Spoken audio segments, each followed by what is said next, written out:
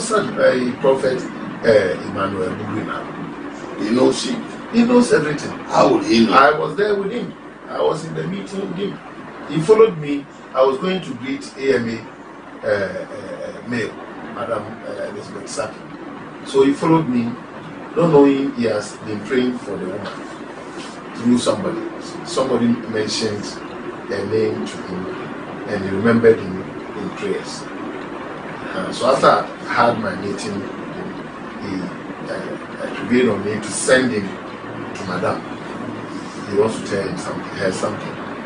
So that was where I got to know that was what he was doing for Madam.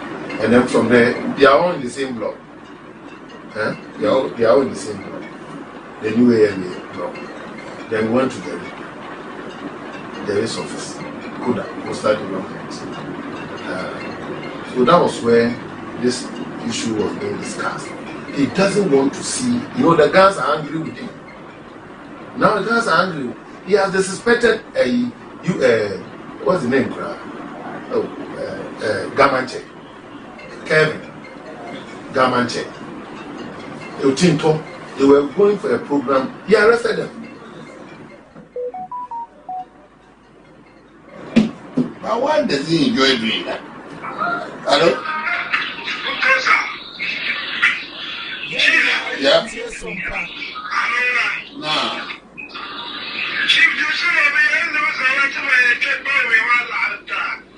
No go.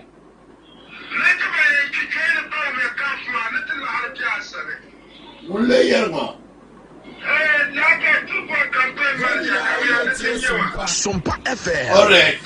Come here now. You can come here now.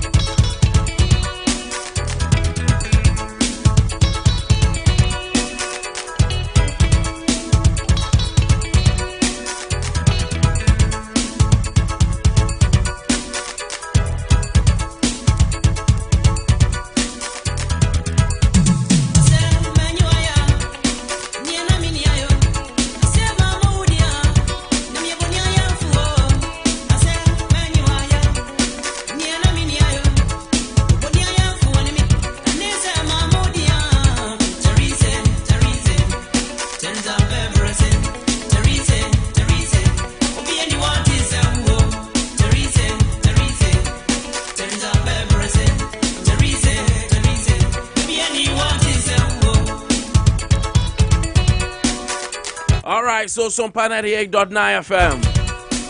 Beshada mauti audio bina audio no. Audio alert. Say yenya hu no kure wom.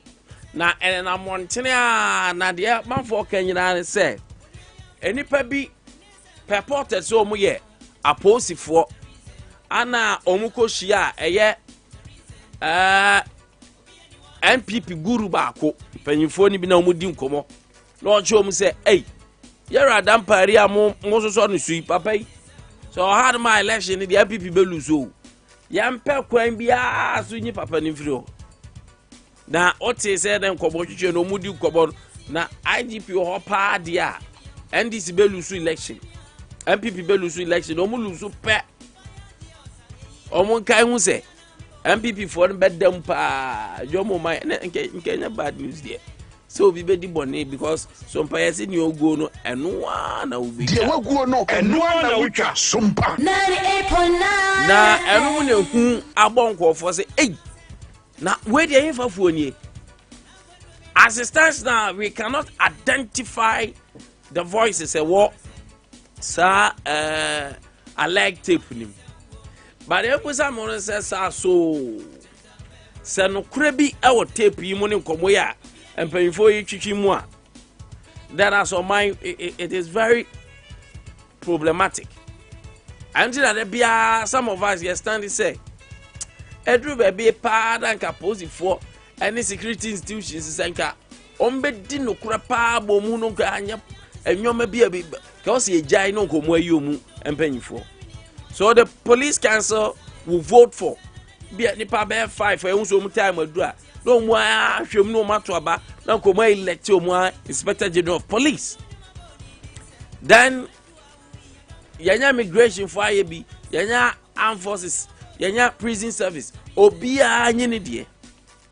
Because the situation whereby say these portfolios and confirm ya point to omu no that be on such a by nanum say nya wo na abesori agina pass e there be you stand for what is right na so ya bepe kwan bia so ayu you stand for what is right na wa pa nyamesuro ne Ghana ho do anwura mu a that bia you koto to Adea will pay masters be catch you say and no the money you say akobasa a time will come a bit match a hardened criminal a bit match a hardened criminal na yachisa criminal na a very difficult because say if you be offer say ana obi awa obo panyini bi ho ban it's just a matter of a call. Ana ya omuta kan bro for say bro for tantan no kan order from above no above no den kenim say ewiem sa so atie politicians na ankasa create omu above and once you receive the call or you want cry you have to drop that case. And these are things you under a broad daylight. These are behaviors of these politicians. They say akwa remwa rodu akoshe eyi koshe kadigan. Akwa remwa ba bedru a place na poku PS ekrati award ne by force. Nyo no so ti na medu mesi no. Me krasi na me free me nyanya bi ti menya bi amma me enjoy. And it is worrying. And you're very serious. So we even have politicians. Amuyeku. And Inspector General of Police. Like how? And tonight as I tell the election, that's the post for count a movie among. If I have to go by this elect taper, as election a bit very more. Election the agent himself chrono. And they have been in Chantro. 1 1 year na hockey to a bomb to be Usulia. Now, campus election, crab 1 year now, Usulia national. But in any crime, there are accomplices.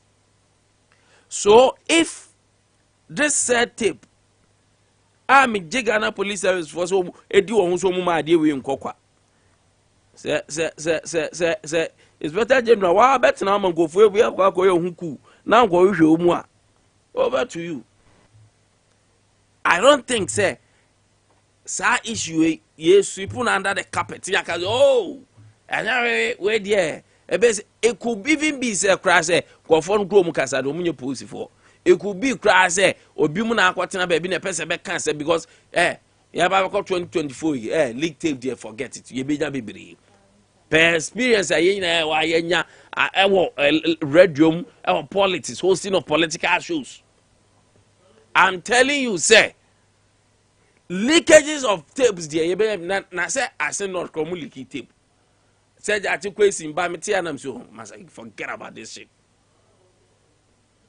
We will be seeing leak audios baby, but the Inspector General of Police shouldn't sit down on this. We shouldn't sweep this under the carpet. We cannot take chances. Yantimi friend we maybe niagro me. We gotta be serious as a nation. And wait, it borders on national security. When him say Interior Minister Abia say there's no plot to remove the Inspector General of Police Radampari. Kasa die frama. Actions speaks louder than words.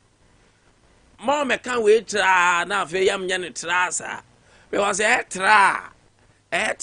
say IGP nso ni mu bi anon person obey expose you. I'm telling you, because if this thing say obi so ba be or person ye kutia and you have all the arsenals or have all the machinations and nipa kro betimi ayama yetimi ehuna say indeed deeper no police ma oh na me nyako hanom ne nyako BBC a na nyako ka sent me mente nyako voice what are you talking about?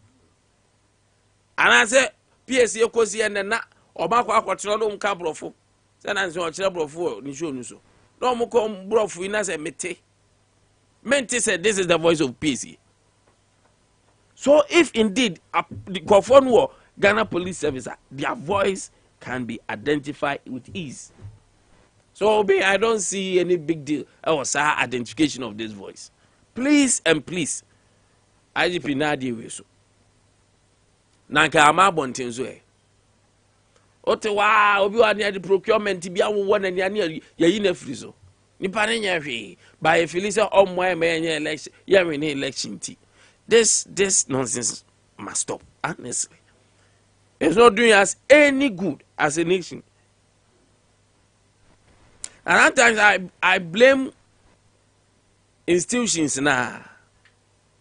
The institutions, they know the politicians, and the politicians knows them.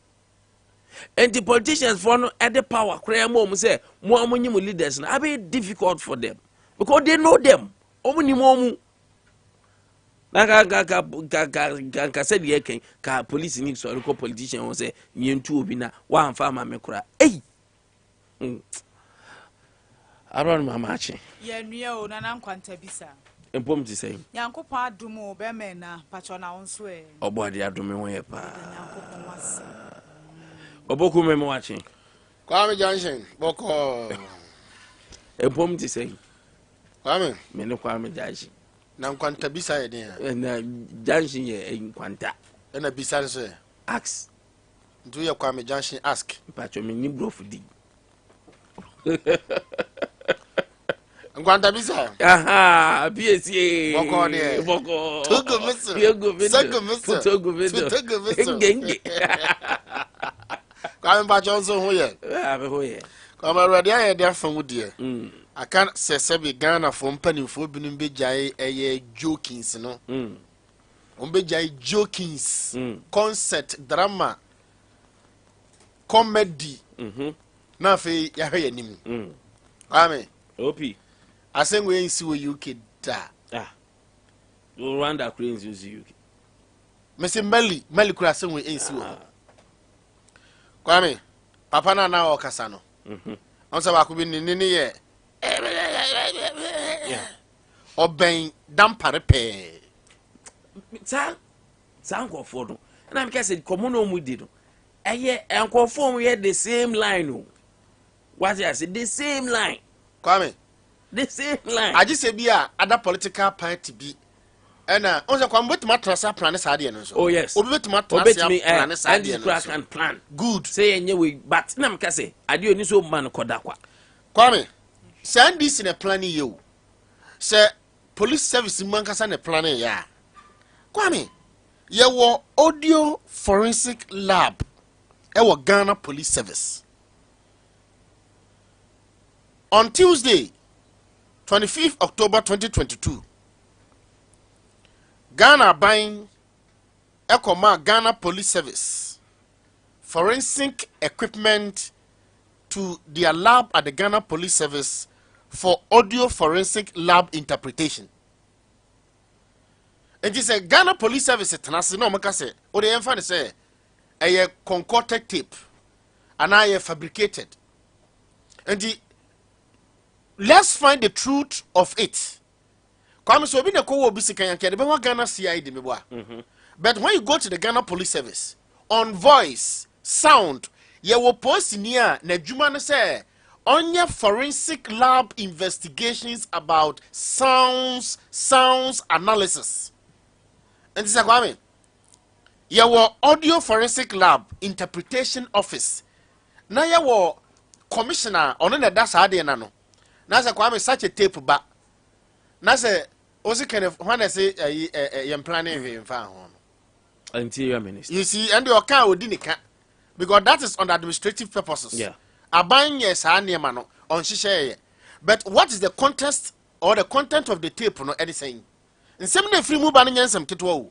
She yabubo central for beam you know me and sackets for bidding. And Opoku nyase na park like can be say MP for nyanam so boa. Other way, MP for nyanam so boa. na I'm before Adea angels. The time make I say that my main clarify with nana man to just say the time make I say even opposition party this bit my say ya wa ha na ja chikwesi audio be leaky you say ne ba ye ko mo ago say allegedly cry yet say chama untumi nsa wo anti politicians they can do anything for power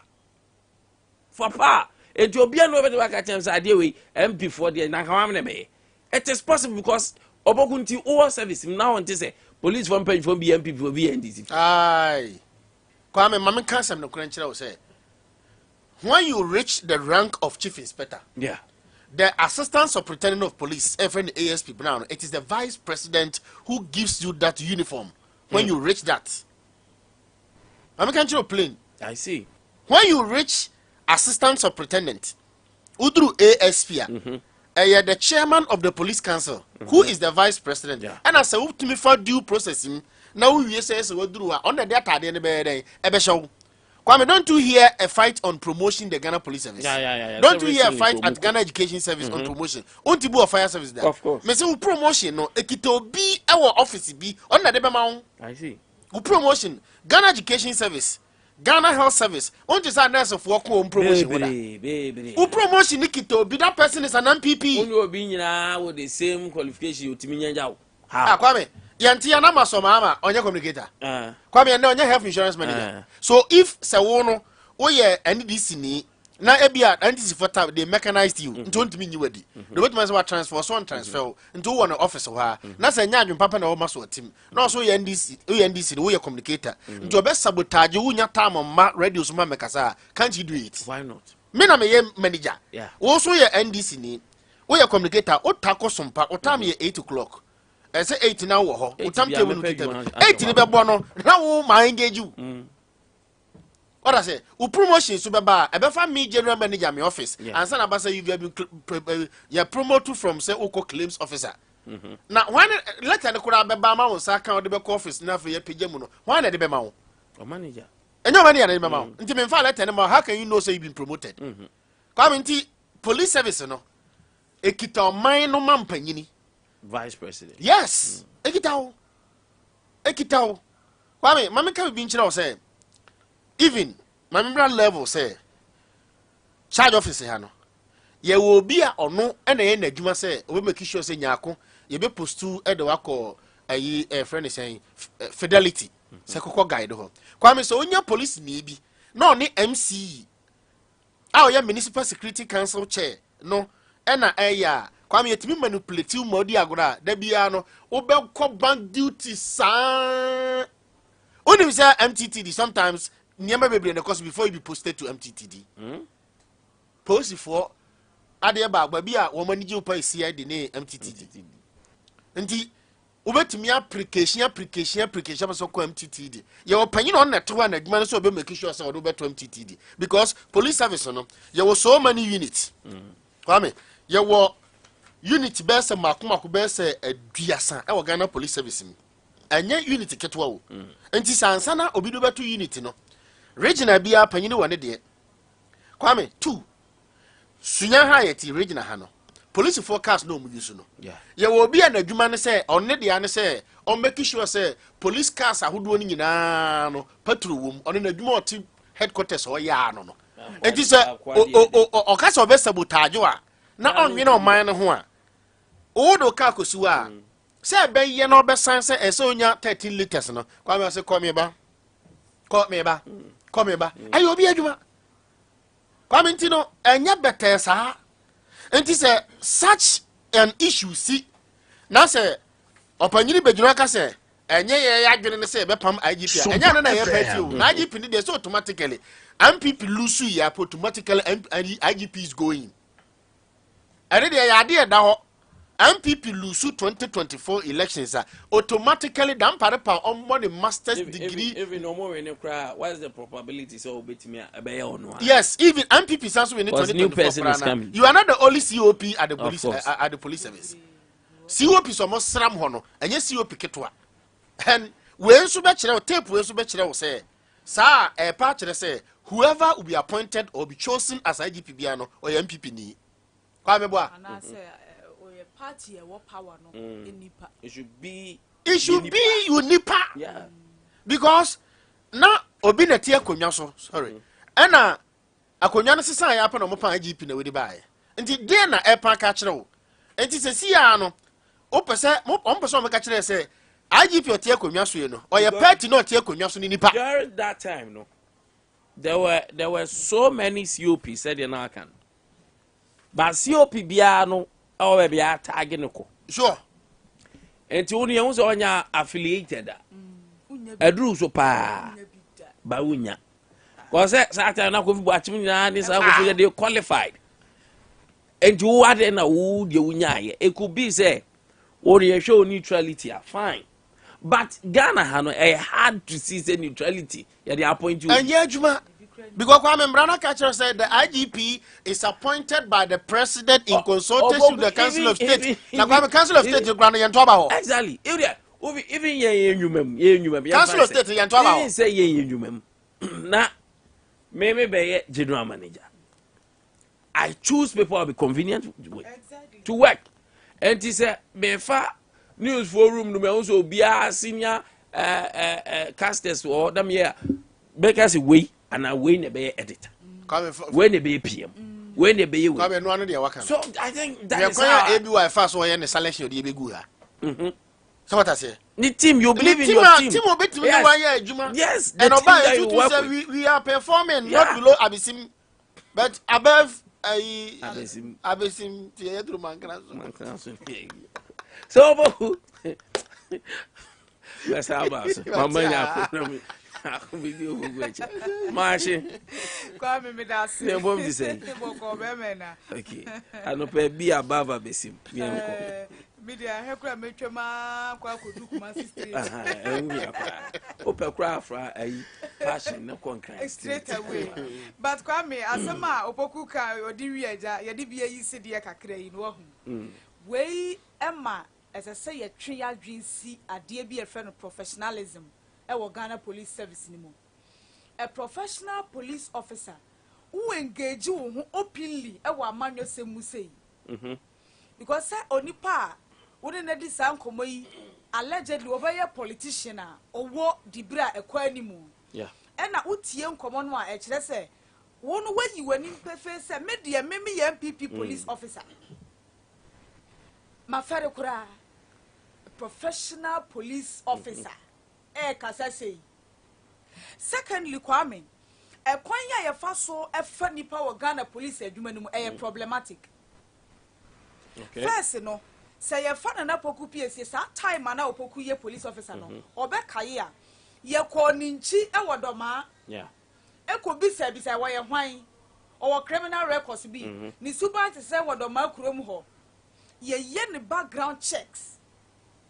Enti woda so ye police adwuma no say ye background checks we ehunu say oni subai pa ne ye na free police adwuma mu ye ne background checks we ehunu say we de man fom kwan perfect no woto na adwuma so enne say political party bi ba power e ho na wasesa ne mrantie ne mabawa ekosum services ni mu yeah enti won say enamua ma ye hunu say time na His Excellency John Dramani Mahama wo power no enipa mrante ne mabawa ye fa wo mu na ne wo manyini a ebinu maba benya COP Chief Superintendent hwan it is a mreba ne ye make appointment we know our men and ne ya MPP ba power from 2017 ye ni mrante ne mabawa wo mu ye affiliated to the political party NPP ne bi kura ye serial callers okay ne bi ye party communicators ne bi eye adwuma wo fom a yennim wo mo se bia but obi a wo ye MPP ni nim se we no ye MPP ni ya fa wo in the services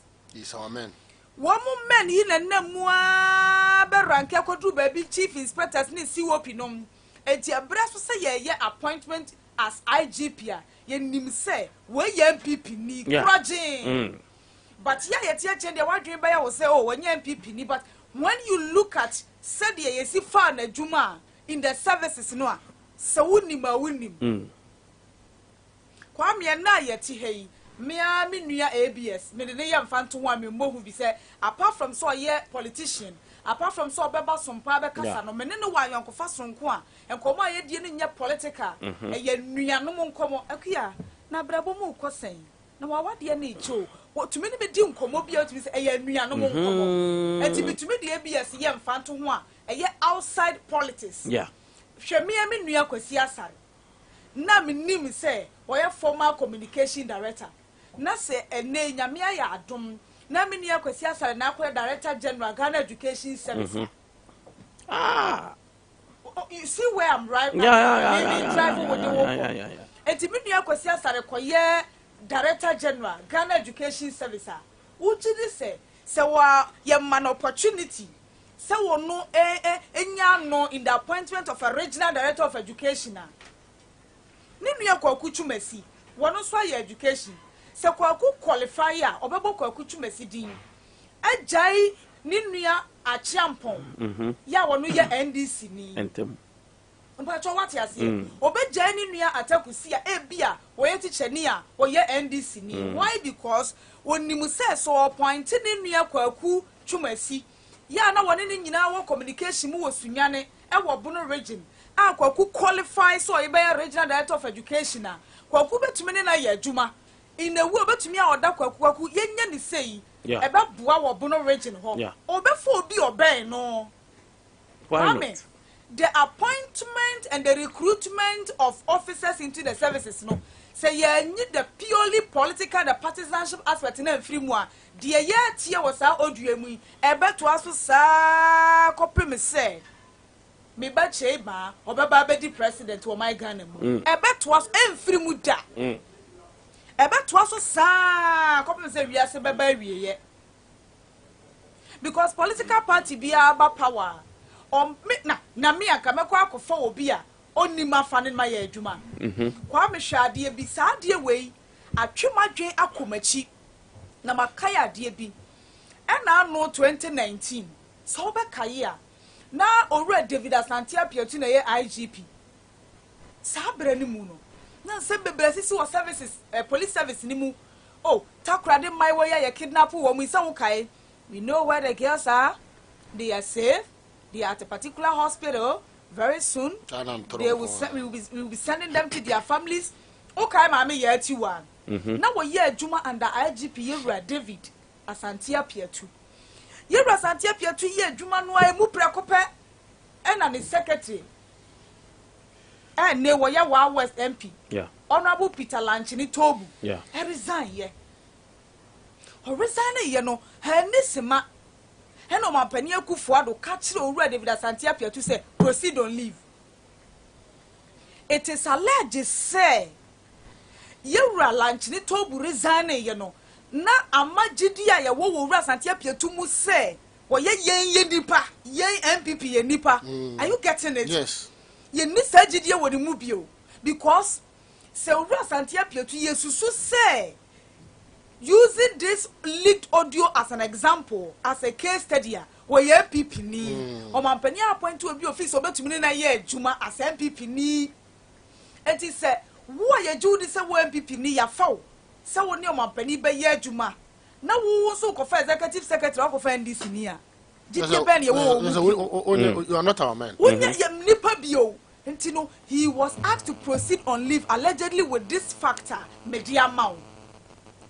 Kwame, and no dan chenya, ye ko fa owoku wofa, owura James upon buenu, and na obaba ye IGP. No okay, now come myself, my member.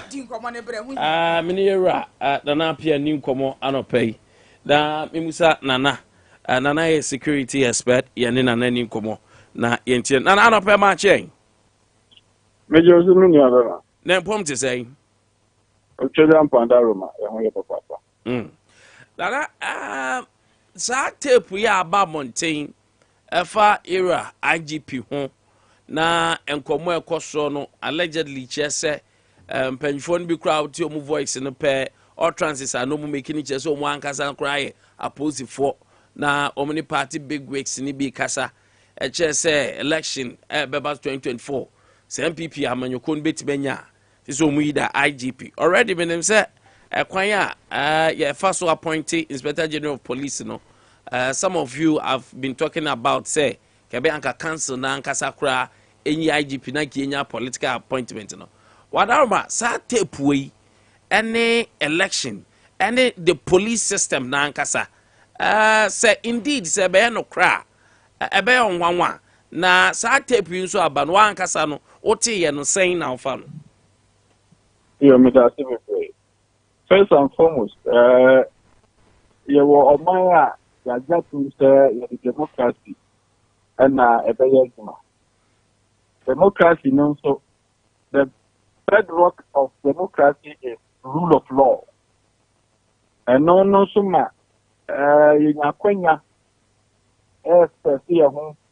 through institutional, executive powers and other things. Police council, attack council, IDC appointment, it didn't be done by the president and all of that. And not the Nkwantabisa, but globally, the standard practice, so long as democracy is concerned, the democracy has some procedural, and managerial processes.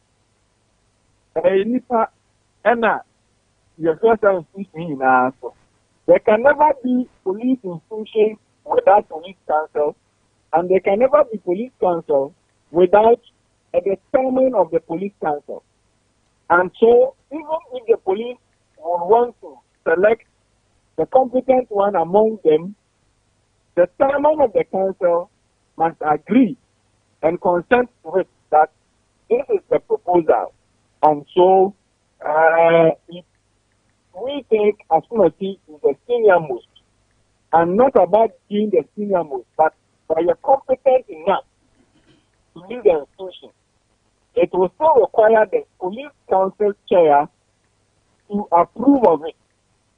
And by the architecture of our constitution, if the police council chair also approve of it, he can only communicate to the president of the state that after vetting and after processes and all of that, this person is the one who is the most competent and qualified person among all those that are vying for the position. And so the president say, okay, then we give go ahead. The go ahead now becomes appointment and says that as soon as it to be the IGP. So the IGP obviously, his appointment can be recommended by the institution, but can only be complete if the president gives his consent and agree that he should take the position. And that is the standard of practice so long as governance structure, democracy, and rule of law is concerned globally. That is the standard of practice. Now, coming to the specific about specific in the audio that is circulating, the alleged audio, until it is investigated and proven attack, it is just an allegation. The content of it specific. The key aspect here is it true that any institution such as police or military at this stage can influence election in favor of any political party or incumbent government? The processes and the procedure that is applied now doesn't allow such to happen. I'm saying this because the electoral system I use, has gone so advanced that all the political parties during every election, typically the key example now, the by-election Kumawu and Ascender, has proven that if we enhance technology very well, it will even make the electoral commissioners work very, very much easy for him or her. As I say, Abia to about year now, I say, voting time has ended, and election the results start being counted. The moment I declare election, a polling center hopped, the party representation with a smartphone or tablet get the figures and quickly send it via internet to his superiors or to the appropriate quarters. And by the time young kind, the specific constituency will say, hey, we are more 90 polling centers and 100 polling centers. Young kind, may ballot box and go through the coalition center. Now, parties are involved in they are winning, they are losing. And Tubahano, if is going to do only formality or processes of putting the figures already known by the party into the system and only formally declare as soon as and a winner.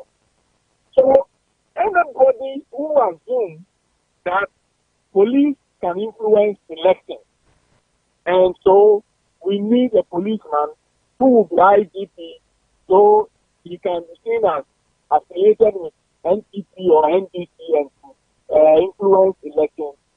It is just a figment of the person's own imagination. Otherwise, 2008, NPP would not have lost the election. That was the time President Kufuor regime as president. He had done so marvelously for the police service. I can say on authority that the current president has come to Ghana and has made police attractive. It was President Kufuor's regime.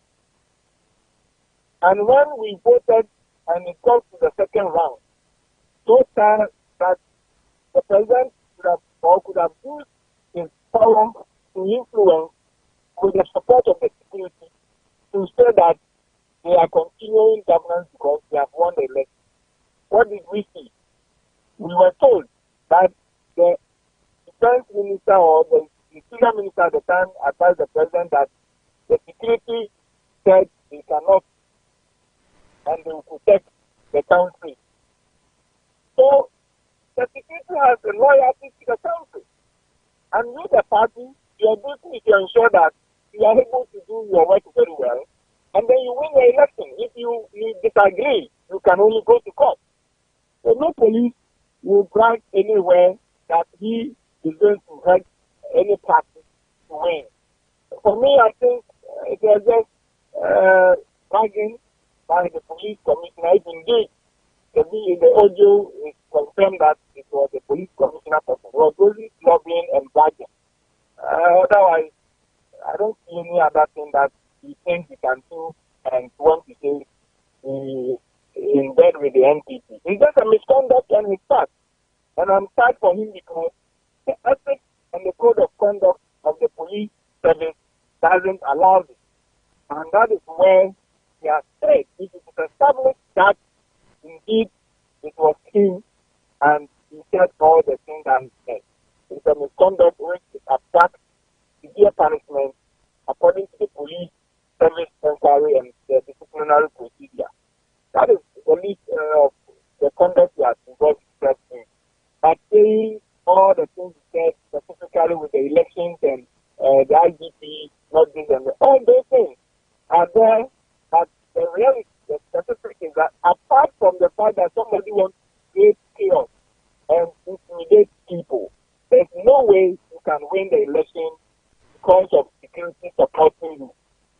If there is any institution that can help to rig elections, it is the institution that controls the technology that is used to tabulate and collect the results. And that technology is not in the hand of the police. And the police will also say that the institution will do wrong and we will support that institution to do wrong.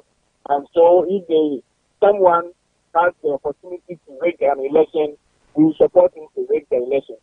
At this stage, I can say that technology does not and will not even allow such things to happen because the technology everybody is using is what will clarify who has won and who has lost. And if the electoral commission decides declare who has won and who has lost, the police go by that and protect that person who has declared the president elect or the member of parliament elect.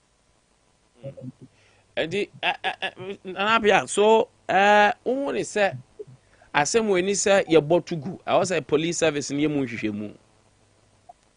Well, for me, police don't mean die as some star. Ubotugu are a new year because we must establish the credibility of the audio and also establish indeed whoever is being alleged to have involved in himself in this, and if the person is still a serving police officer, because this will create a lot of issue at the police headquarters, especially among the commissioners. So they will call for further investigation to establish the veracity of the audio circulating. And after it has been established, what exactly does the police service code of conduct say? That if someone misconducts himself, what does the law say? And what action can be taken against that person? So, it is not a good call for anybody to suggest that it should be thrown under the carpet. I will not side with those who will make such comments. But all I can say is that from 1992 up till now, the security has been very consistent. The security has been very loyal to the state. The security has been very professional. And the security will want to be seen as very professional, conducting themselves very well, and their loyalty is to the state and to the government that is in power. That is all that we want to do. And when we are going to be after December 7th until any other person has been declared president left, at that moment, the security have their loyalty to the Constitution of the Republic of Ghana, and they want to be sure that they protect it, they protect the democracy, and also protect the institution that is the electoral commission, who has mounted or become the power to declare as soon as he who has been elected by the people of Ghana as their representation. And so I will want to see and say it again that the security we have in Ghana, the police, the military, whoever, all of that, they wish first that there should be peace and stability in the country. And that is why they have been very consistent and professional, and they want to make sure that whenever there's elections, there should be transparent. Everybody should have free and fair and go and then cast his or her ballot under the atmosphere of peace. And then at the end of the day, he has also been given the right to express his citizenship rights. So I do not want to subscribe to the idea of people that are empty to me or envy to me and all of that. Of course, people will say all of these things, but the question is it really the case that someone can influence the election because he's IGP or he's military commander? I don't want to believe in this thing. And Abia, and we are grateful. You know, so.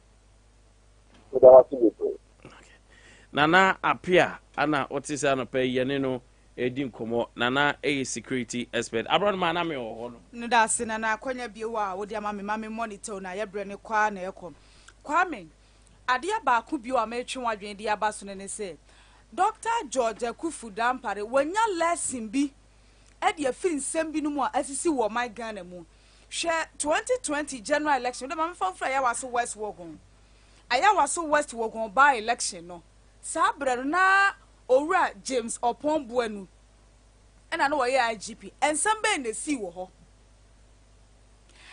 owura James Opon Buenu no wɔyɛ IGP no na brɛ so kro na na to aba 2020 ya yesusu sɛ yɛbobɔ nipa bi no mu tuo wɔtachiman ɛma wɔ mu firi mu besi saa brɛ yi yɛnim de akɔ akosi sɛ yɛakyere nipa atum sɛ wɔ mu na ku nipa ɛwɔ election mu 2020 enti ɔno as IGP mi gidi sɛ mi susu sɛ dimpa yɛsi na hunya ɛna da ne koma pono so enti sempo assuming that admitting say wɔ yɛn MPP ni mponti no nya sa opportunity no benya the appointment say IGP a ɔde ahyɛ ne tiri mu sɛ me nua no mu edi manimu owura David Asante Apiatu a MPP ba pa obenya IGP edi nkan owura James Opon Buenu a obenya IGP etoso mienu wɔ MPP abrɛ so wɔn mo yɛ bibia na enye right a me de me nya ne saa me de me bɔ me din ho ban me ma me din ahia me sempo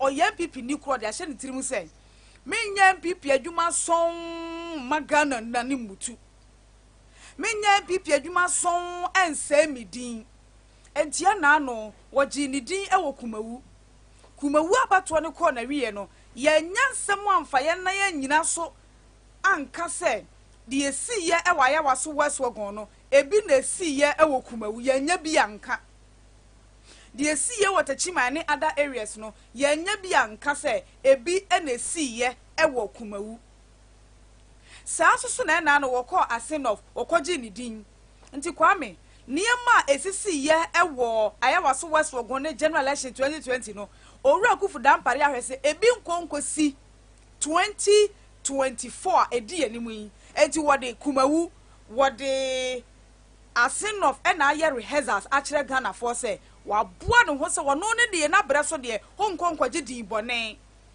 honkonkɔsɛe ne ho obɛbɔ ne din ho ban no wagyae edin pa bi de ato hɔ sɛ yenya IGP bi a yɛ appoint no wɔ His Excellency na ado abrɛ so na so ɔno ne de wanyɛ sei eti na no Asenof enipa bi no mu a yɛse yesusu sɛ wɔn mo ba sɛ nkɔm pɛ bɔne adie ntempa no a ne yɛakyere baako so wɔ bɔ ne ho safo hene sɛ wɔyɛ national security ntempa ne yɛakye no kwame saa de esi wɔ Asenof no ɛma yɛtwe adwene ba so sɛ na kyerɛ sɛ de esi yɛ ɛwɔ ayawa so west no na IGP nim hu bi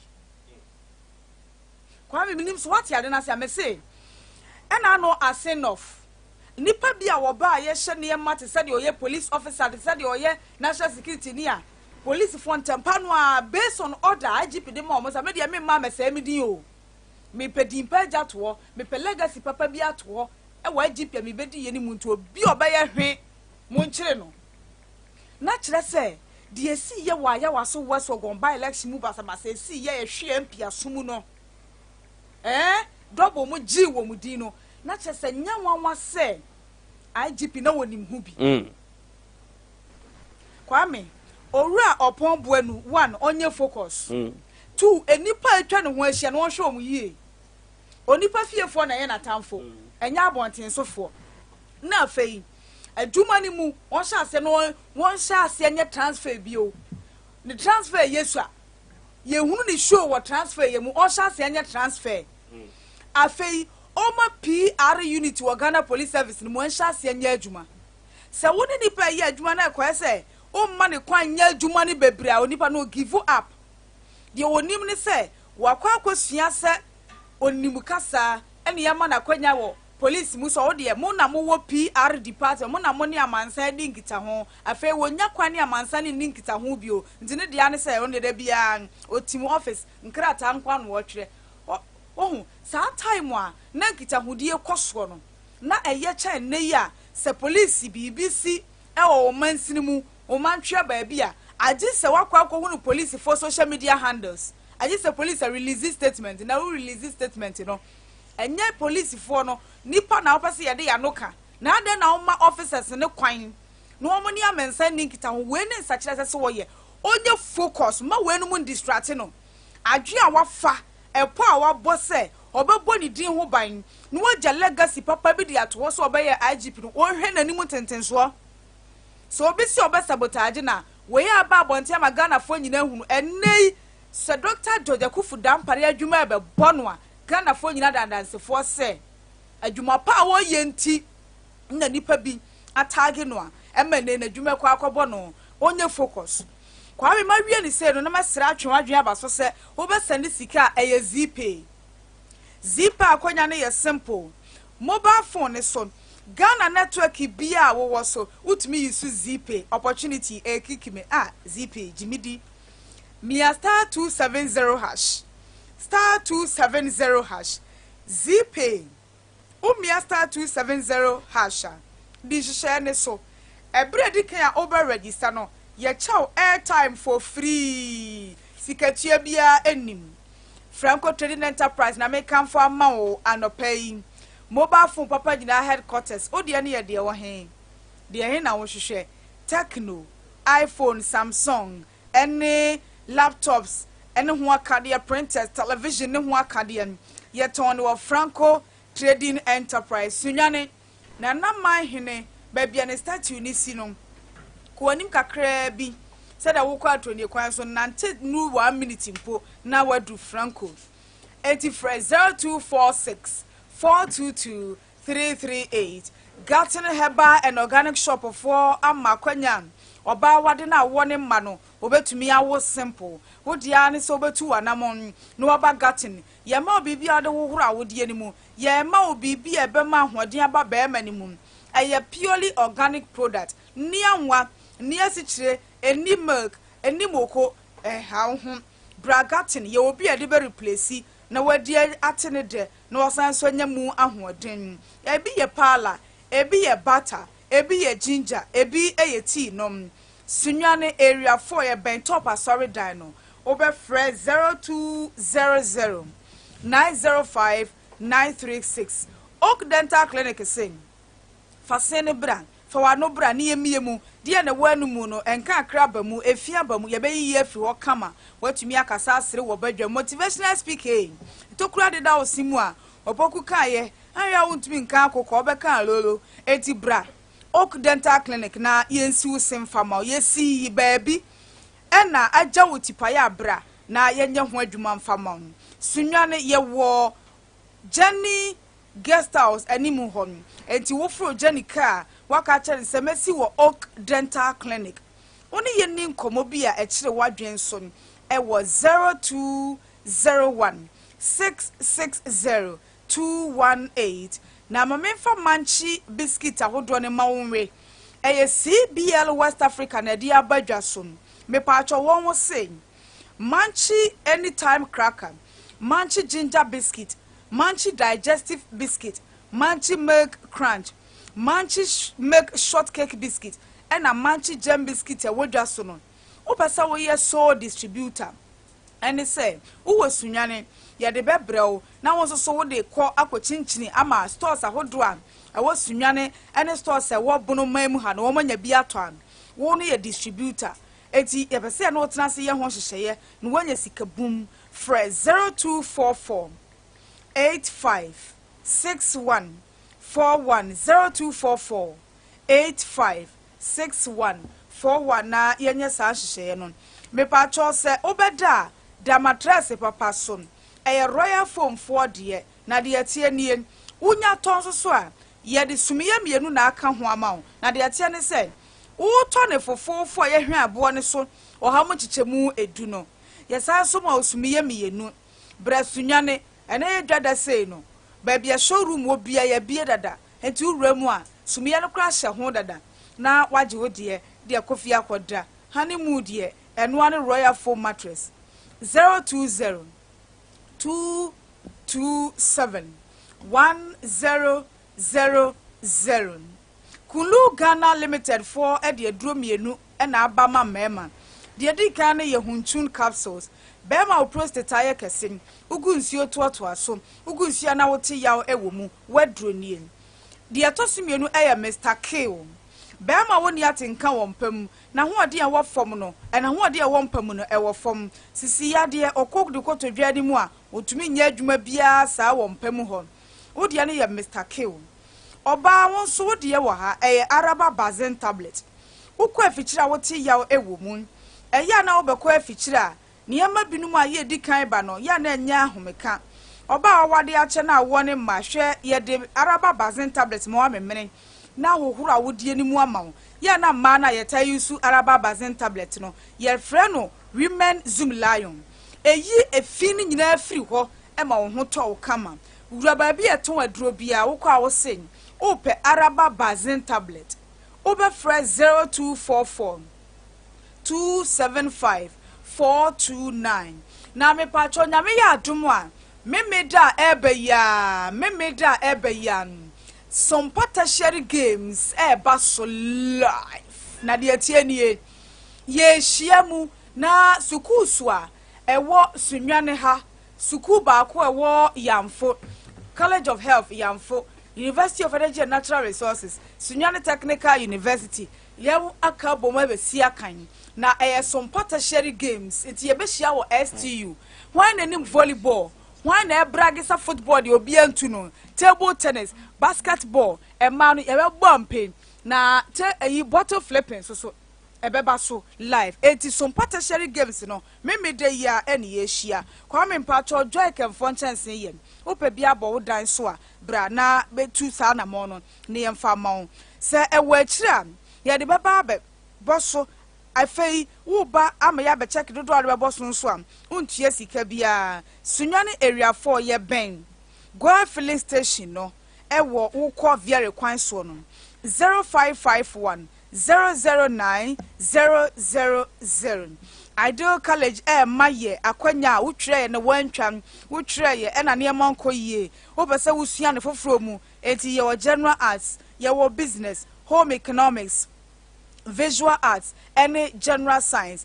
Ideal College Sunyani ye Alaska Junction over Fred bisa BB was 0243 011 435 0243 011 435 Oboku yi free on yenko Come here. Me patro de yekeka nyina ne yekeka funuma na yekeka de madam pa unika pra wasem ya hwe ne tape aba bontini kwa me nyina iska sika o sika ni tumi me so mame ma instant cash aba funum de kwantempon so aban agiatum betway aviator na ebae said the branch di sika na nyasem keto te se de aba no betway 10 million prices 19th June to 30th July scratch and win promo.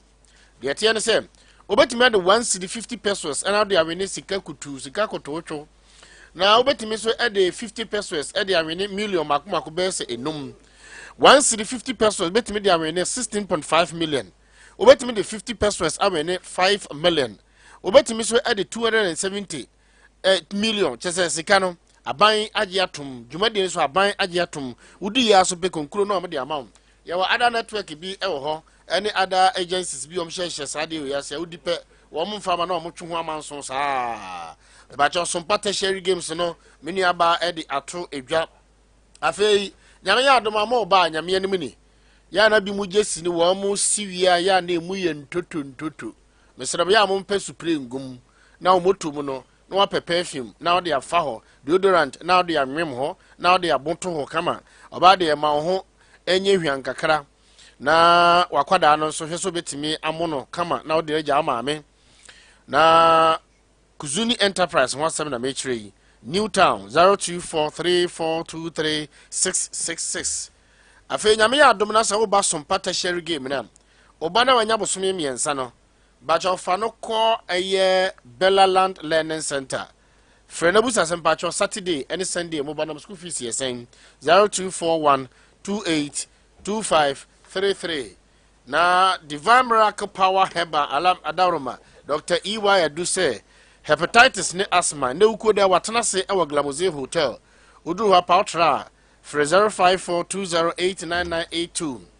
Esbag say eduane papa fee eno ho agale bia na no mehia no me ne madamfo me madamfo ni ne keka ye kwa me na ye hia ewo baabi a ye hia wo yokogale bi na ewo ayi na nchen hoyi wa ho afei madamfo iso pa sa ye ka esback na sa to ni trim u nyina yoko ho uto nyina we nyina si 8 cities afei ona ne keka ya say Me patcho me madam for binti pay me share wo S No, back. ni background. Wa ni background. So O kana mani hu chire. wow, o gina York ho. O twa de nyina mani si 8 cities. Afi madam for sale pa. Sa ya keka S back na to retri mo pe ho akọ. Eye wo adamfo. Eye me madam for. Okay. Ena me ne nam na ko se ge bi pe. Madam for me ne nam wi ase pa. Mebo amo bi ehu, akosi ehu. Ya ko ho. The entire upper S back and say S back aduane bi abi ho ne boy fo. Ena dede eni ho. Mesa for ni che goody Uduru ba yira Food and Drugs Authority for ni. Sympathy solution for chere se bra na wo mo emma computers, home and the ya used the use rubber town te rubber. Android phones awodo TV one mount ni decoder. Toner printer ni nuanom wo mo e was Stanbic Bank. Uduru ha direct opposite Pentecost Sasandan Fefe. Amiduru ha da menchia e Clean Hands Food. Sister Rahel obey ayamia madam for Kenzie. Nenchen hope 0544877808. Na oni koko aduru ba kumfa yanko friend 3AO capsules. Enka enshada count set koko aduru bi e kan wa udi agro hwe waja na agu ho no. Me ba cho wuti uturu mu a wadura eno no. Oyamuso atim wadura eno no. Koko no afifiro ya dane mankani mpacho wadura eno no. Cab Heba na wusu 0247260220 Ohima Enterprise say ono ton POP papa materials POP no sky deco no abu cooking oil fiber and afi binding wires ahodo oton dodo mo ba bia wo sunya bia no or standby kiara no tentene oba be jawo oton dodo mo wasan so atin so asan so dia ba be jawo obema free delivery no no na meka ho asem no okọ Ohima Junction a ewo fiepra Ohima Junction na ewo Sunyani frames oiler ehoko bia no eyo Ohima Junction o traju kana gas filling station e won sani fana omso na de bia bosan green asi hope 0203721906 anopa baduru ho de a ene na menchia wo ma ewo ho nyina ene eye wo fako maboa Anatabo Ventures in Fantu and Nimso Kofa Neman Frigin Tower Sanitary Oya Water Closet, our China Mamu, 810, 812, 813, their friend complete, no, in 10 million. Oh, Miss Rawada Roma, Minya Dajia, Nama Bona Makuma, could there be a catcher so wanted to Omnia Manaso, the Omata down on in 5 million, and a fee a hand washing basin, no, in 3 million, a be 1.8. 2.1 any other the tallest quart in the Ukraine and besides no a honia mano and shada and ye common santino a busocha 0553288616 Kwame Stephanie. Thank you so much. Manyanti yes sir. MPP for be demonstration bisa I press conference account yes in yansem kitwa kra ni muko ho early in the morning na sie kwasi Joshua se nyani mu a ye de ni bewrem ya boboba ye nyani mu a ye de ni bewrem na se kwa ma kan se bi mani anye ho pa se ya mom mra for no so mra ne pe mame o kan se bi e me de o se yesi 2023 because 2024 there yeah say ya and say ya kwa me hwe na sa police asengwe no yeah amaye diversionary tactics on say who Ghana as a Ghana for adwene ko no person mo ya na o mo create ade bi ne o mo divert ya adwene firi ho a kwa me ye de ye o mo divert ya adwene o ensem gu ho kwa me ensem gu ho very well eti alopai abedwafon so be come nsa na ye di komo but quickly mame nkwa ahoma so na ochia me ni mo e wo honom ye ne no eni nkomo na ye nhwe se de adwoma enso esitie e wo ho no ni mo ochia me jina so na brown nya de ni ye emame na brown nya de ni ye emame na yenko aha fe de metonka sa amre o jina hen na kwa me midina sese Sunyani krom meka se midina Methodist asore dan no kwa bi na dama kosi Coronation Park na ho na midina sese ade na yakoso ho na kwa me sese mama tefo nyina te de yakoso anyina ne se ayam fi se manyoko no mu empanimfo ne ekuoma ne binum a Wamu Sunyani is aye MPP abato nim ana sese o ma ba bodompem e wo bia ye gina sese na Kwame me ba ye na se ba bedura na ye bisa dia so toto fam no ade se dodo na e wo han mo kita krata aya printer kita wo mo na ma hu wona wo Sunyani wona wo atro ni sese ɛyɛ constituency nim na nkasa no na ɔto aba sɛ ɛyɛ siafo no wɔma no dodo na ana abɔdɔmpem no ɛwɔ ha na yɛtietie ma yɛbisa no ɔma so ɔma ɔka nyinaa ne sɛ ɛyɛ ɔhyɛ sɛ ɛyɛ Sunyani East ɛyɛ constituency hɔ no na nsɛm bi kyiri binom adwene mu a wɔde bɛdan bɛyɛ kɔɔto no ɛma kɔɔto no so kɔ asɛta no tie asɛm no nyinaa hwɛ hu sɛ wɔn a ɔde asɛm aba bɛdan ɛyɛ kɔɔto no asɛm yɛ asɛm ɛtɔ asomu ne sɛntin kɔɔto no ahyɛ sɛ ɛbɛyɛ a asomdwe bɛba MPP amanyɔkɔ no Sunyani East ne nti no saa deɛ a ɔmo ni party ne nhyehyɛeɛ so na buuku no a wɔn de to aba no a wɔn gyinagyina so sɛ ɛno na ɔmo hwɛ mu de akɔyi mpanimfoɔ no ɔmo mfa no nto nkyɛn na ɔmo mfa deɛ ɛwɔ sɛ ɔmo de ɛto ɛyɛ aba no na kwame sɛ yɛmatiefoɔ so ate a wobɛyɛ Sunyani East a sɛ ɔmo ayi mpanimfoɔ bi a wɔn na sɛ ɛkasa Sunyani East constituency chairman a obi abɛbɔ ɛyɛ chairman ɛyɛ Bartholomew edin sɛ ɔno ne ɛyɛ chairman ɛwɔ hɔ na wobisa bi nso ɔbɛkasa chairman ɛyɛ Musa Damta ɛnso ɛne chairman ɛwɔ hɔ sɛ akɔyɛ sɛ obi gyina benkum obi gyina nifa obi ehu deɛ wɔyɛ chairman no na ɛno na bi mu se wɔn deɛ ɔmo nto aba ɛwɔ Sunyani East ɛsɛ sɛ chairman Musa Damta ne na executive no ɔmo wɔ hɔ no so ɔmo tam aso ɛba abɛto ɔmo so aba na ebere nya mmae ana kɔɔto nso ahyɛ fɛn wɔn a yɛyi wɔn sɛ yɛwura Bartholomew ne wɔn a ɔkeka ka ho no mmara etia sɛ wɔn bɛdi akonnwa nso sɛ constituency executive ne sɛnti no wɔn a wɔabɔ dɔmpem asɛ sɛ yɛ kɛse ne deɛ wɔn a wɔn asɔ wɔn ka nyinaa ne sɛ kɔɔto no ahyɛ fɛn constituency no ɛnfa saa mmara wɔn nyɛ adwuma ne ntumi ma party no ɛnkɔ so na sɛ party no nso abɔ yɛn mfii taduku ayi n'ani sɛ ɔmfii deɛ kɔɔto no ka na wɔn a wɔn si ahene mmekyerɛ delegate no dodoɔ no wɔn wɔ ha sɛ wɔn dodoɔ bɛyɛ sɛ aduonum ani akyire no a wɔn abɔ dɔmpem ano wɔn so wɔn ka ne sɛ party no ɛnni ɛyɛ kɔɔto no nhyehyɛeɛ so a wɔn nso nni ɛyɛ party no nhyehyɛeɛ so nnɛ ɛne kyerɛ because wɔn ayɛ nso yɛ ba abɛto ɛyɛ presidential election wɔ ɛyɛ MPP amanyɔkuo nim a dodoɔ no atwi wɔn ti ɛwɔ ɛyɛ Sunyani ɛne bono ne ne mantam eti saafo ne kɔ akɔgyina mu sɛ yɛyɛ ne Sunyani East ɛyɛ constituency executive abere nso akɔɔto nso see wɔn a yɛyi wɔn no etia mmara no ne sɛnti no wɔn aba abɛhyia bɛfrɛ nsɛntwerɛfoɔ ɛde ba abɛto ɛyɛ yɛn nim sɛ nea kɔɔto krataa kɔɔto de ba abɔnten no ɛwɔ sɛ no ana party ne di so na ɔmo nyan sɛ wɔn akɔ akɔyi yɛwura Bartholomew ne n'akyidifoɔ sɛ wɔn ne ɛyɛ constituency executive no ɔmo mpene na mpene kyena na yɛbaa ne ɛde asototo fam no deɛ wɔn nyinaa bi nso ne sɛ nyamea no ne kura ne sɛ woyɛ flag bearer bi na abɛpem Sunyani ha na wohyia ɛyɛ executive no dɔm Sunyani East a wɔanhwɛ a ɔmfa ahotɔtɔtɔ nkɔ ana ɔnhwɛ nso basabasa nso sɛbi obɛtumi atwe ne ti ebi kura sɛ ɔmo ba abɛbɔ dua de ato hɔ flag bearer bi ɔbɛba bi ɔbɛhyia Sunyani East ɛyɛ executive bi a wɔmanfa mmakwa nso anyi wɔn mo no Abia mmara anaasɛ dua no bɛtumi anya wɔn na minim sɛ berɛ no nkɔ ebi mu wɔ ha wɔn ani abere ɔmo pɛ sɛ ɔmo no Sompa 98.9 FM atiefoɔ ɛtwetwe nkɔmɔ sɛ kwame bere bɛbam deɛ nka me ne owura baako a ne din de ɛyɛ ɔnabo kwaten ani nkɔmɔ yo kwame ɛne ne nkɔmɔ suma baako mmienu ɛma me yo wɔyɛ hwan a ɔpanyi maakye Meji oso kwame. ne mpɔm te sɛ yi Kwame madaro mani nyame adom ye ho edin. good na asɛm na ankasa yɛ sɛn from one angle Yo kwame.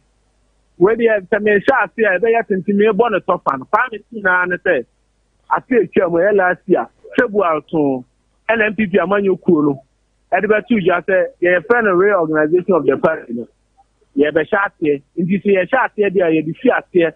That is the grassroots. Ye sha ase from polling station.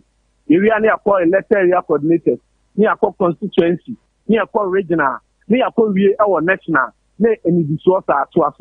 And it is over here, Sunyani, the chart yes, I turn forms. That you start turn forms are mato, a koyo, you, why I won't send the degree, and I am the forms to know about one thing, am I a photo of forms? A photo of forms next and a committee now won't have about one or so. Ah, not MC or social family with Sunyani. You ran to me on an chairman of the committee, but you not a member. You were Musa Damte, chairman, no, so a member.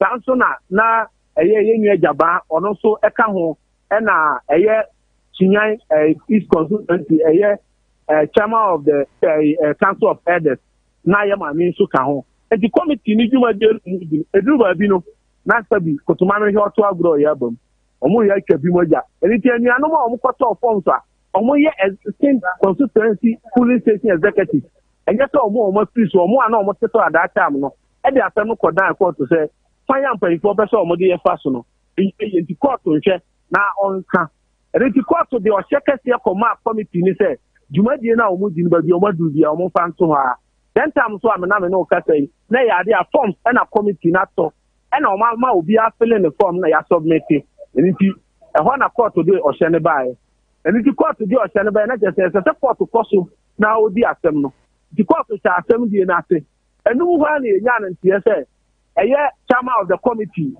Ansu Kumi and some of the committee members omayi constituency chairman you radam safin no mo makotena dem aye abo no foforo and o ma forward that command national executive say we mo na ye omo wo Sunyani East the police station executives ne letter area coordinators and it ya and ampanyfo akobo company say we asema awode o sha awode to ampanyfo bi so say ma omo nto adwumadi obodu no enti ya nyani say odimu akotena ba bi akoye abon ni bi e de akoma national say eno no mu be na so e de aba be yi constituency executive ene o enti court tie mu no ana o se da bi ene e de edi kan no o de o hyekese wo twasa abon na edimu akotena dam akosese na omo de akoma MPP amanyokuo no court atwam wasai ache court MPP amanyokuo no kese atan ye kese ye national no say that dinne mfonyi a omo de abra omo so omo na ye police station executive no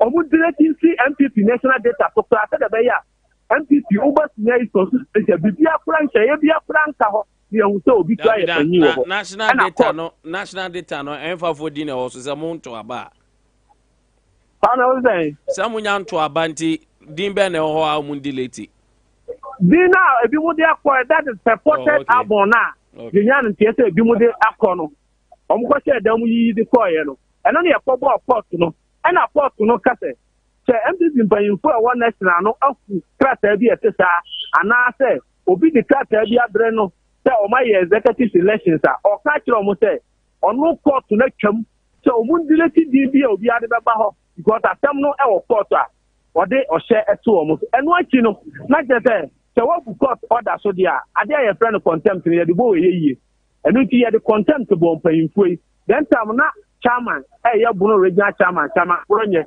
oka contempt no adentia na wakogina radio so actually let bi a officer ogitum say mpanyimfo na o mayi o mo no de e support o mo enti ye de o mo nyina for court na menua o mo ba court no o mo lawyer a obegina anamu e de ne nsa e bo court dam ho fom edisi ni ketna maso pagya ne nsa for so say the client ne say omo ye we di akire say bibi biara ni we tesa na omo ka kire court bata ne say ki say court di o hyebre omo say ba bi adwuma na omo duru no na omo be ye vetin no omo nto aso biem enti e ba no Sunyani East ha dia ye ni police station executive ye ni constituency executive na campus ya to aso akwa executive so fro bia enti omo ka kire court say bibi say ni wo ene ye say yo akura se maka menye ye se almost ya nyane ntie na to say bibia sa ni ho dia ene ya ke kwame eno ati na ye konya national executive sha ye ni akobia ebe ya junior executive enti oba no na ne nsa ta court nkrata e fi Sunyani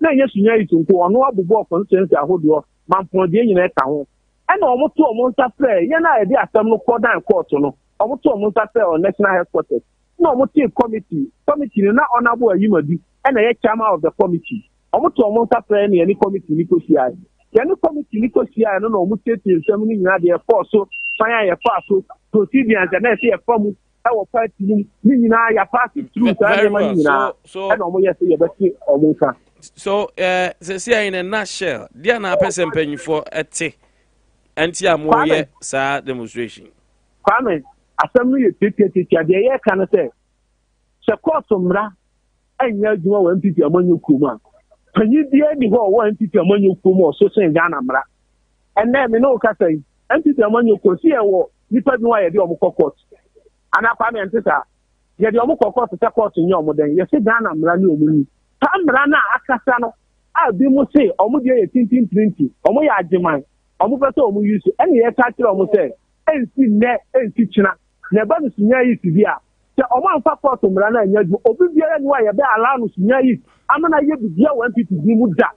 All right. And I have some catch one night they walk around. They can't want to take 2 francs. I don't want you to say. So Obia for prayer will be. And then for shut down move. We said the Siam for 4 ways. No one police station executive to letter ya coordinator.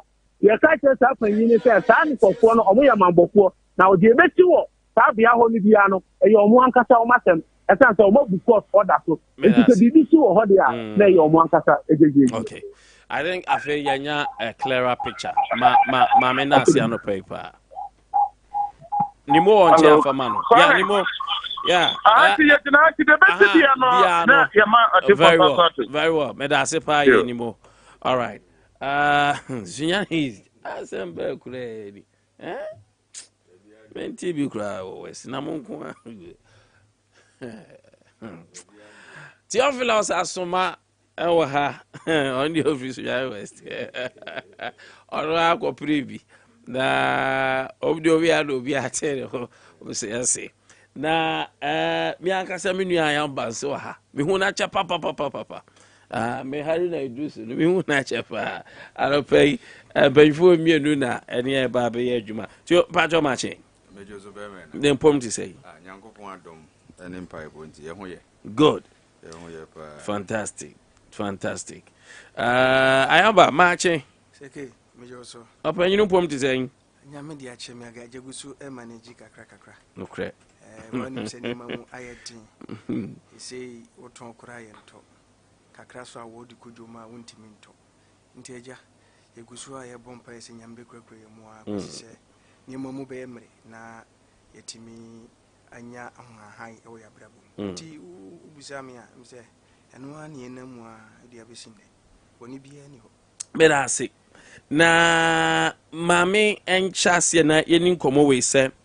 tape ya babontin I like tape on era dampari na interior minister abeka say oh adwin bia ni ho sada minority si debi asem we ye totwe nyi yenhwehwem na before the only moment to be ade nyina yenhwehwem san say very back and forth of the issue Ghana tape no anope me boy me say munyina manya bi nso ati so the content of the tape, the stand of the interior minister, the stand of the minority tio mamemra ho bema meda say mechia ati for mu a omutie Sompa and anope yechia omunya then your regional executives cons to various constituency executives in Yaso, especially Sunyani West where we are me fever yechia omunna anope so here somewhere last week na ye vetting or presidential primaries vetting and the vetting committee in the reports and also about Bonton and all the 10 candidates have been cleared to contest for the superdelegates conference I ever call.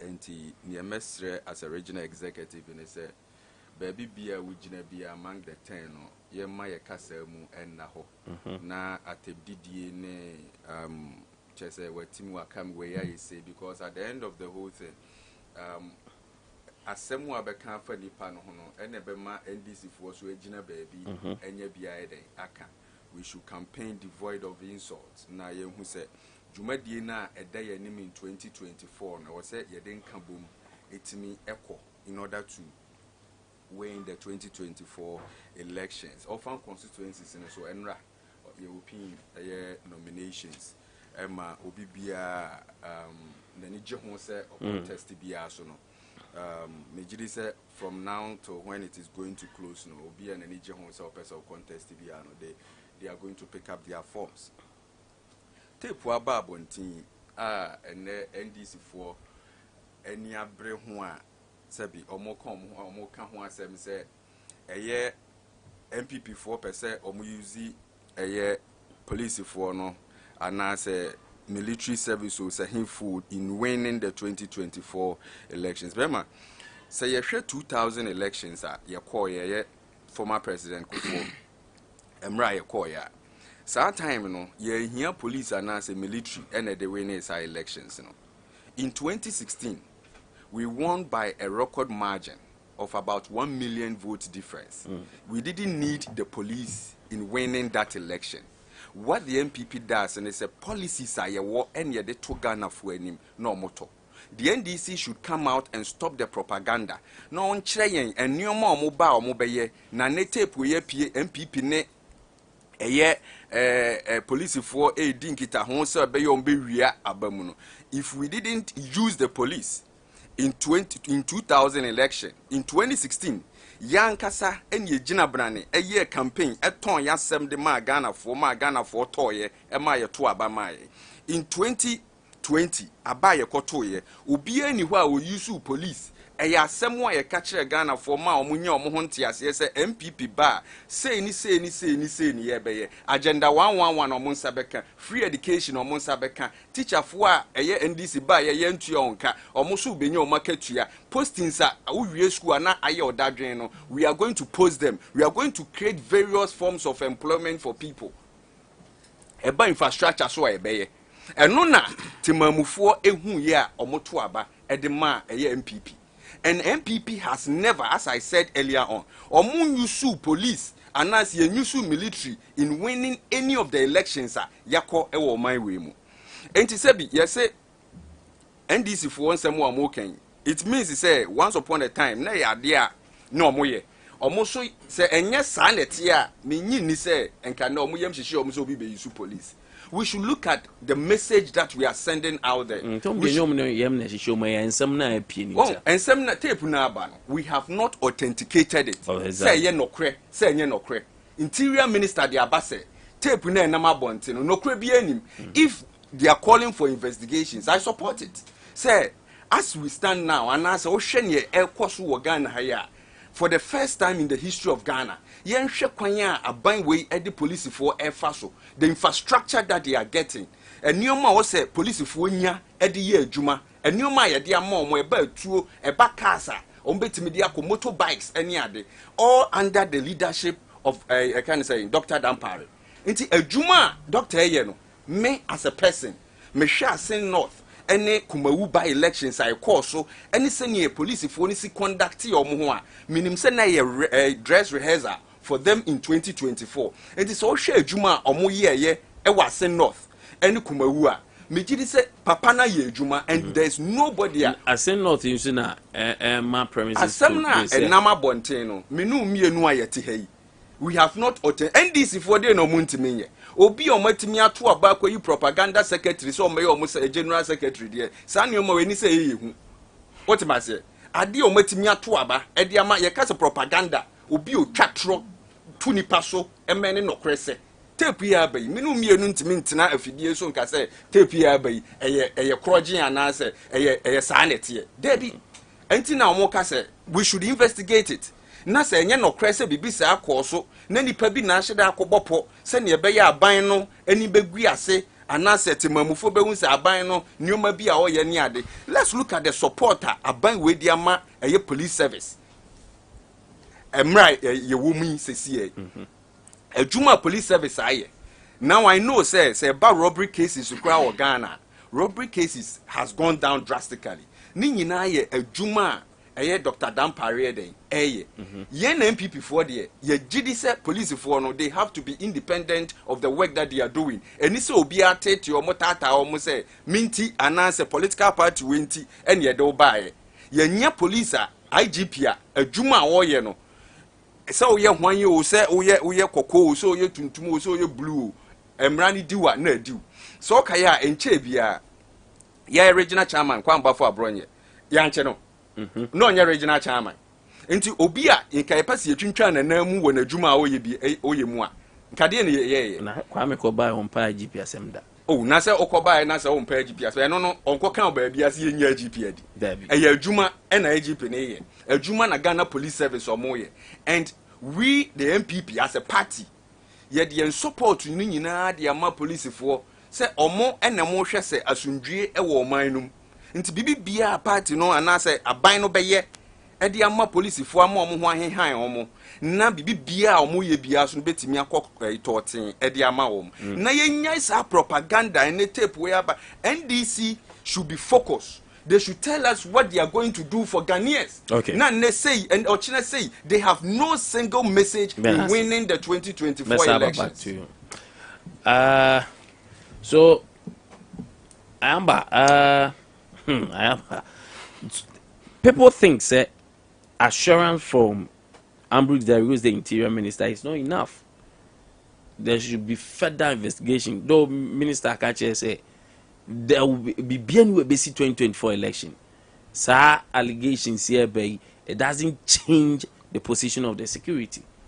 Do you think that this assurance is worthy of say yebe assurance coming 2024 and this tape on so general baby? Okay, seke me da se ewa akonya odi amami. Dedi kan mami fa akonya we so na menchia yatefo anopai. Menchia the youth of NDC in Bono region and the whole country as large. Me sign HIA regional executives and all sympathizers of our party. Seke, I think sir utie the interior minister ekanya na utie the Ghana for bi so eka. I think say a course ye na was say ye worry kakra. The interior maker san say when say utie interior minister tape we e ba ye no. Mini ane ka say o say no kure bi anim. Onjina bebi anka say no kune any tape no da. The only thing o kan say ono or investigate crime and he doesn't see that this tape no contain maybe an incident of crime and into always see time but assurance and say IGP yen change and are going into 2024 so we make sure say there will be a peace changing and I say what they are saying oh but all the same no usual allegations yes on say me from where I'm sitting no I don't believe said your papa na e can a bit me ayajuma you see me will preview kakra our conflict management and resolution say utie tape na minia say uhwe the individuals are not involved in the tape say unya a whole COP commissioner of police the highest one of the highest position in police when your former regional chairman and other people now it's alleged say womo air planning as to how to rake or break the 8 say MPP ebe rene coming 2024 election and alleged no krano actually say the current IGP say or remaining e woni position then it means say MPP breaking the 8 in enyaduma. Aside from that papa ya yesi afene Alex Mensanya or COP it was alleged saying the tape no san say one no oye MPP ni even before joining the police force now san say over the dead body say NDC ebe rene power in Ghana. Minia say utifi na utimi na say sansama papa ikan ye say interior minister ana say MPP for na government be catch say there is no like any say ye dwene ho na ye totwene say let's focus and forget it. Minia na ya seresem dintia make san say say just imagine say the COP kan ye Senka only former NDC chairman. And now, police ni eka say going into 2024 election, you making sure say NDC ebereni election na. Minia nkade na MPP for any government beka. Nka ba na nka ya kwachi no. Akwachi all those involved. Minia so what you say. You had na tape be ba out almost say your former chairman of Sompa. Minia minu ka say case ni that's what court. The man said on authority say some of the Aigrano and you know make it document, but still the government went ahead to prosecute him in court. Enti say a whole police couple at me and making such a wild allegation. Omo I can say going into election no over in election crano also uses some mafia tactics. Bugri na bu allege say no I can say oh election the mafia tactics can no say yes I did not nya de bit must succeed to the sense or say oh said or say okuhun president no pe brand envelope be the man said the be they can get their fancy cook agenda no go through minia say what na can say any necessary na NDC for na say we make noise out of this nah it's like we are not serious as a country. You're serious because Mikasa after a send of election no musician be a friend A+, meaning so no. Yeah. Onokra or a member of the MPP. I work a number of times. I think say beginning from an appointment. Na issue be see na papa yi. Omu yi ni free ho. Oba beka say nipa bi e wa ban ni mu after a send off election. Omu pese omu yi IGP in free ho. Papa yi can say me some of us ni nim de eko until say this tape ever out. Metie security expert your friend Adam Bona on one of your sister stations.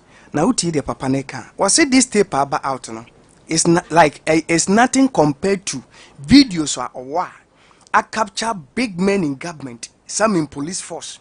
Omo like kuku said rig the coming election in Yamobi Ombeya or pass security any vehicle national security actually say that videos no crash should in the first place come out. Because nipa a woman in Semanom can say ba out a be cause havoc. That tells you the level of offense and criminality involved in this issue. I was investigating.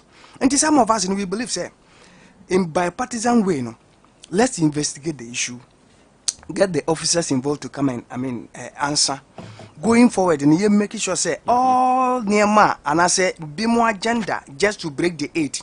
Nemo fighting my before home, or funny pay near Juma, my before at home, Monton or more for Moho, Sika any money or more faho, or more the answer say, you, Omodo Sabebo, Manisi Canache, say, Moodini, and your moon for Bianche, say, or more moody dimint, your moon Mayobiana, and no more general.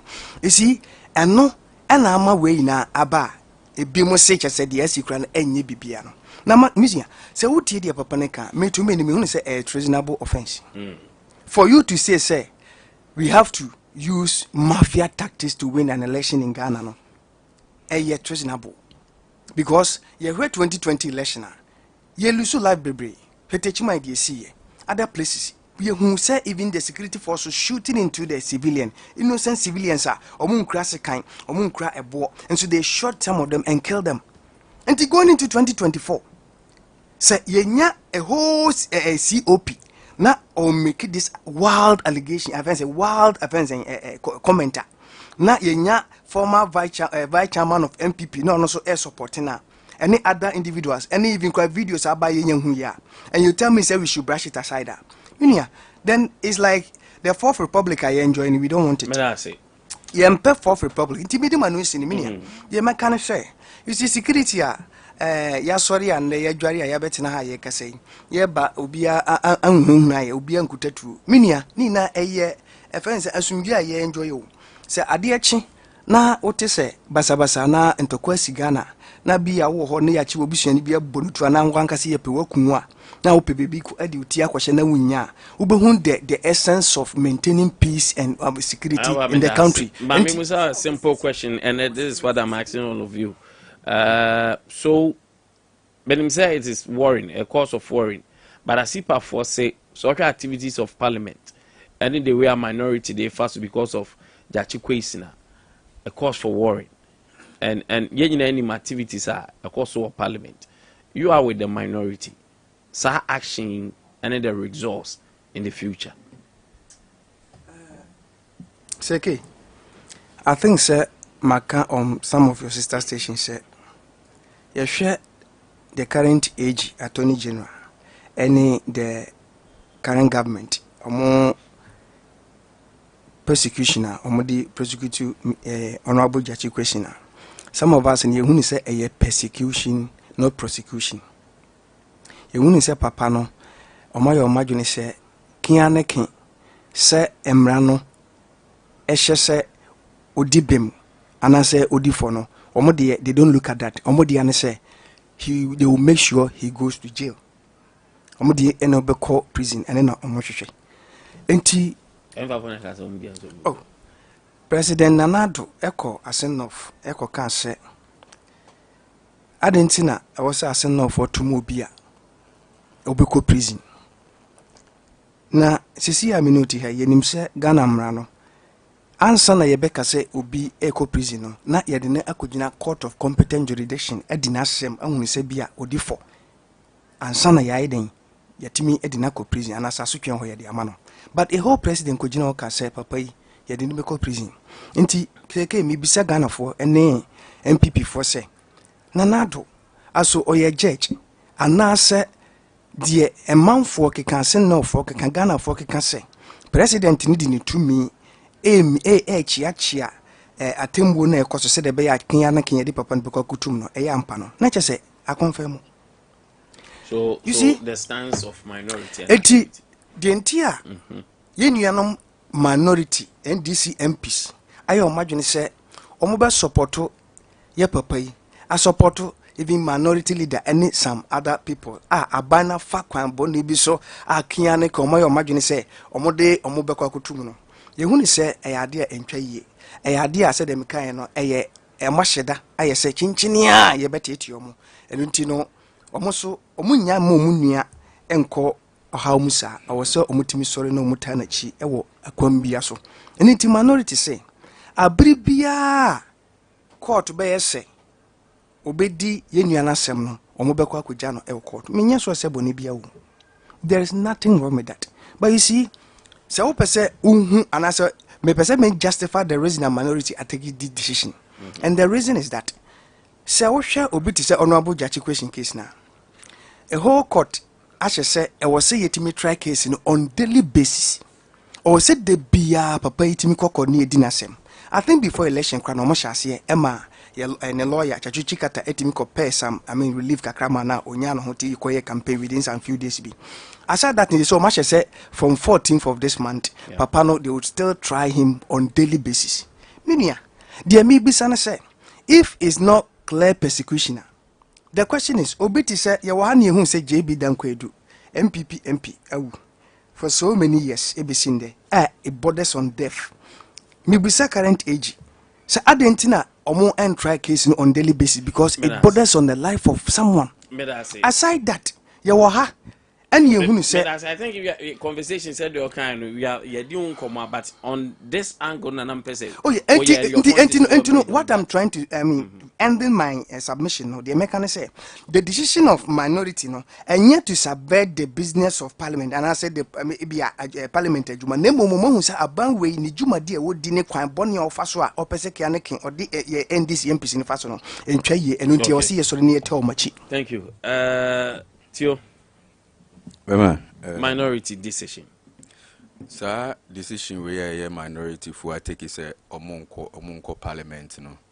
Or see a charge of winina for causing financial loss to the state.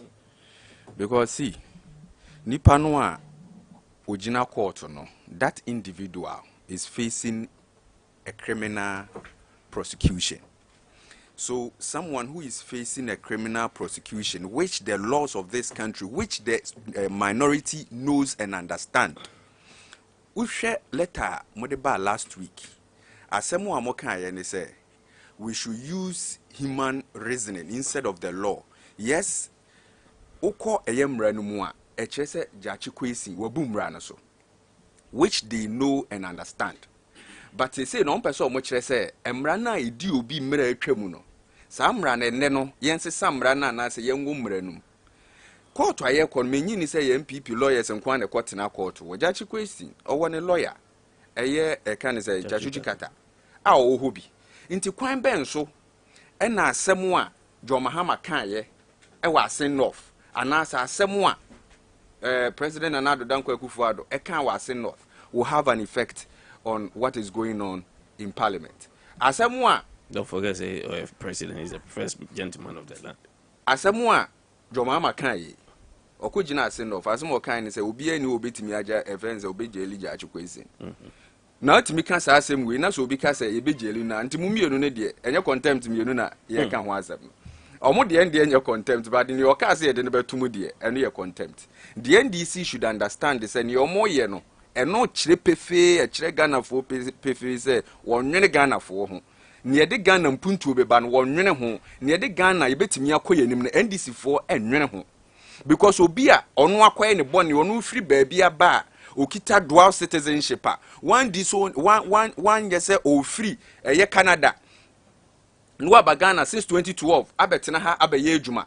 In 2016, Okoye disqualified because of it dual citizenship. With this dual citizenship, but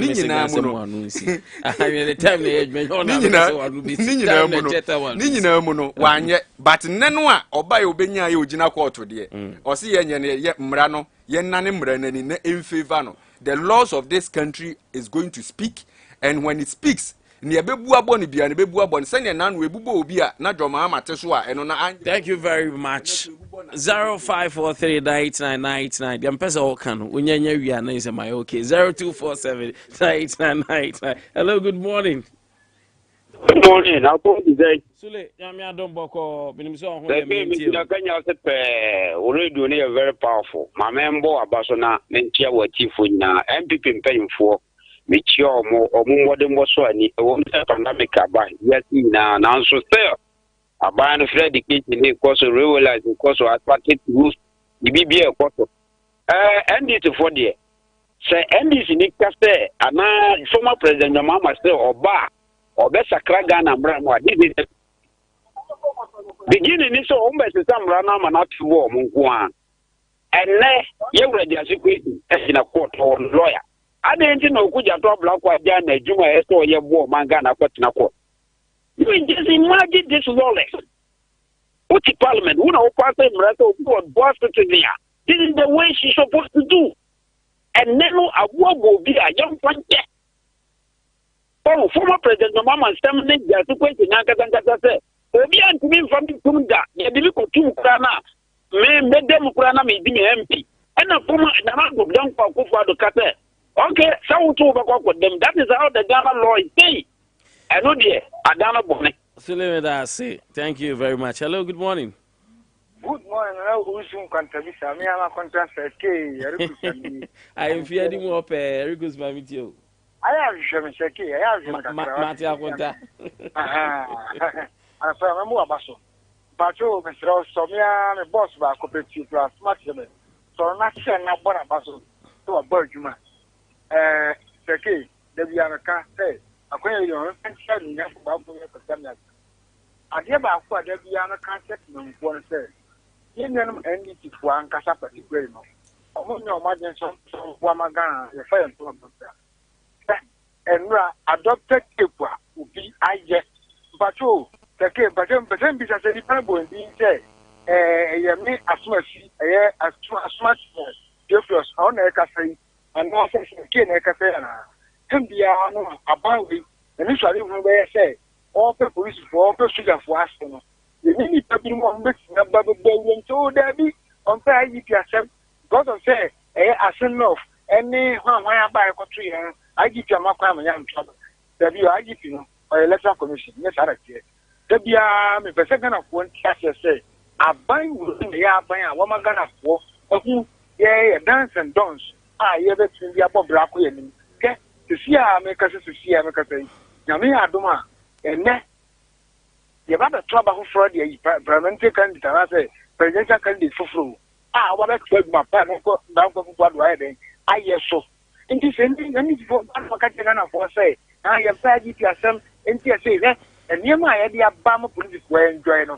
Take one cut of Nipia. Ericus, thank you very much. Unfortunately, remember Ayaba, thank you so much. Theophilus, thank you so much.